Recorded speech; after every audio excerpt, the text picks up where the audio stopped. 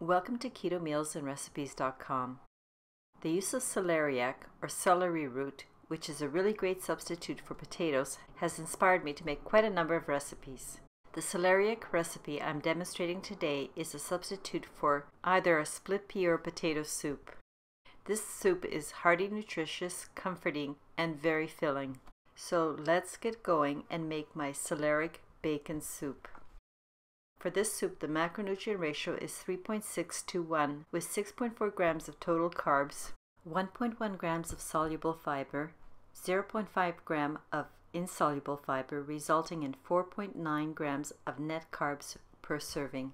As with my other recipes, I begin with fresh whole food ingredients, which I always weigh out and prepare before beginning to cook. Even though I've used celeriac many times, I still find it interesting how unfortunate looking this vegetable is, both on the outside and on the inside, where you have all these dark spots and circles.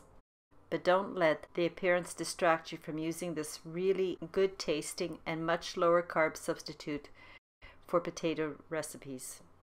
After peeling the celeriac bulb and cutting it into even wedges and then into even-sized cubes, I next dice the celery stalk, and I also use some of the leaves. To make cutting the bacon easier, here's a tip. Put your pack of bacon into the freezer to harden a bit. About 30 minutes should do it. Then cut the bacon as I'm showing here. Also roughly cut the garlic. In my stewing pot set over medium heat, I first add the ghee, and when it's sizzling, add the chopped bacon and saute until your bacon is starting to get crispy. You can place your bacon into the pot while it's still chilled and clumped together. And as it's frying, just use a spatula to separate the pieces. When your bacon is starting to get crispy, scoop it out with a slotted spoon. Set the bacon aside. It might be a good idea to reserve about a quarter cup of this prepared bacon, which you can use to garnish at the end. To the bacon fat which you left in the pot, add the diced celeriac, chopped celery, and garlic. Saute for about 10 to 15 minutes and stir the vegetables occasionally. Next, add the salt and pepper and return the prepared bacon to the pot and pour in the chicken stock. Here you can substitute 2 cups of the chicken stock with 2 cups of the bone broth. In this recipe, I would not use just chicken bone broth because chicken bone broth has a much stronger taste than stock, and you don't want to overpower the delicious taste of celeriac. When you've added all your ingredients, stir and then cover your pot with a lid and simmer for 20 minutes on medium heat. In the meanwhile, hard-boil 3 eggs. When the eggs are done, drain the hot water from the pot and add cold water in order to cool the eggs, and when they're cool to the touch, peel off the eggshell. Now that your soup is done, reduce the heat to low and add the heavy cream and olive oil and stir well. Continue cooking at a low simmer for 5 minutes. Next, pour the cooked broth into a blender, only filling the container to half full. But remember to puree hot liquids in batches. And before you turn on the power, place a tea towel or oven mitt on the lid and hold down gently as you puree to a smooth, silky looking texture. And voila! That is all there is to making this delicious celeriac bacon soup. And you can serve it now and enjoy it as it is.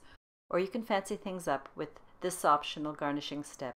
Here's how I like to garnish this soup. I get my cold hard-boiled eggs and cut through the whites, but leave the egg yolk as a ball. Then I chop the whites into very small bits. And I press the yolks through a fine mesh sieve to create very fine yolk granules. The final step is to place about 1 teaspoon of the chopped egg whites just off the center area of your bowl, and place the egg yolk granules next to the whites. For a bit of contrast, decorate with a green leaf such as cilantro, and sprinkle the reserved bacon between the whites and the yolk. If you think your bacon is too wide, just cut the bacon into smaller ribbons. Lastly, also I used a tiny piece from the top of the celery stalk. I'd like to mention that this garnish is not only pretty to look at, it's also a very tasty addition to the soup. But as I mentioned earlier, the entire garnishing step, or any combination of it, is completely optional. I just thought I would show you how to take this very simple, ordinary soup and create a fancy presentation, which you can serve either hot or cold. Enjoy. Lastly, I'd just like to make a few meal suggestions.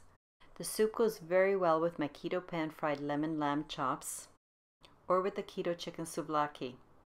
I'd really like to hear from you, so in the comments section, let me know what you've paired your soup with. Thank you very much for watching. Please subscribe and join me for the next video. See you next time. The link for the Celeriac Bacon Soup printable recipe is available in the description below, as are the video links for the lemon lamb chops and the chicken souvlaki.